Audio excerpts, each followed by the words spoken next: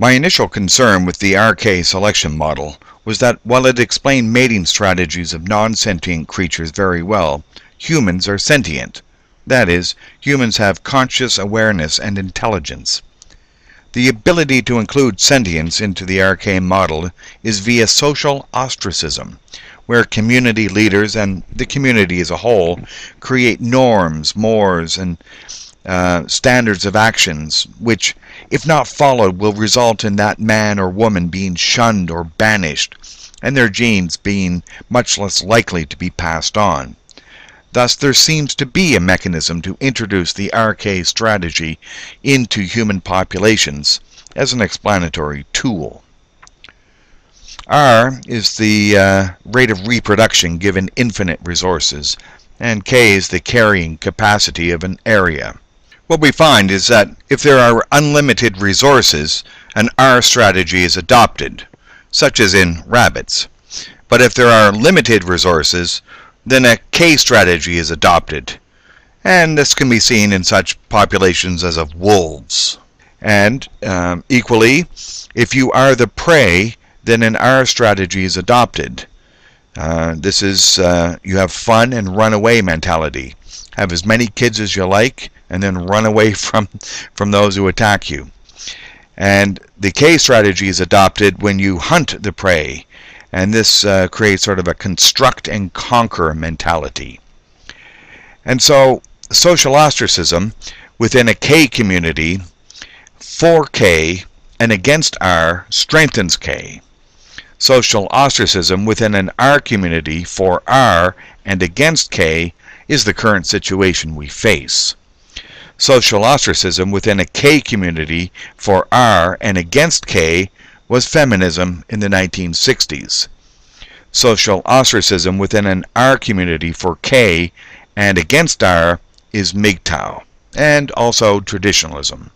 However, Mgtow differs from traditionalism in that within the R community today in the West, which is predatory against men, there is no value to men in seeking self-sacrifice within this R community. Traditionalists, MRAs, and others are willing to throw men under the bus today to support their dreams of a future return to a lower level of the sacrifice of men within a K community. It must be said, however, that the current situation is slightly more complex. That is, ceteris paribus, everything else being equal, can no longer be just assumed. Namely, that women are practicing an R strategy, and men are forced to follow a K strategy without benefits.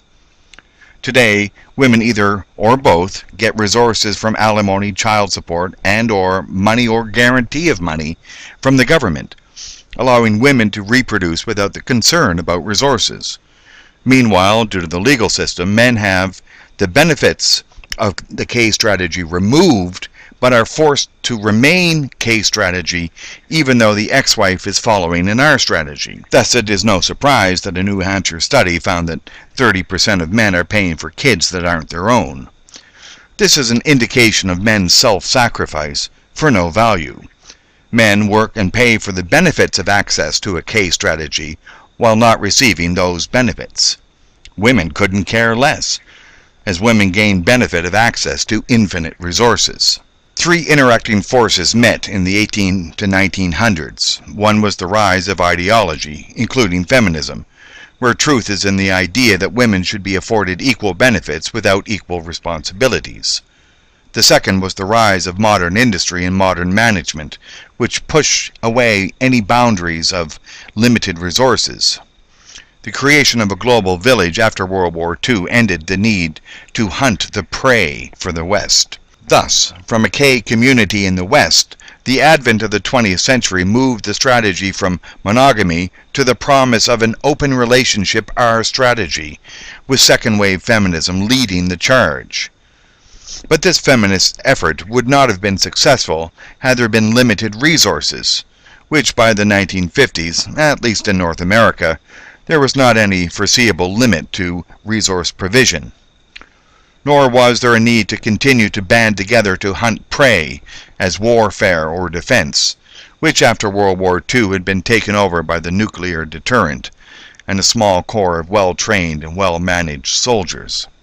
Thus, the Western community was released from the K strategy bondage that had been needed to keep it safe and well-fed from its beginning, and could become an R community. At least this was the assumed movements. The movie Idiocracy comes to mind.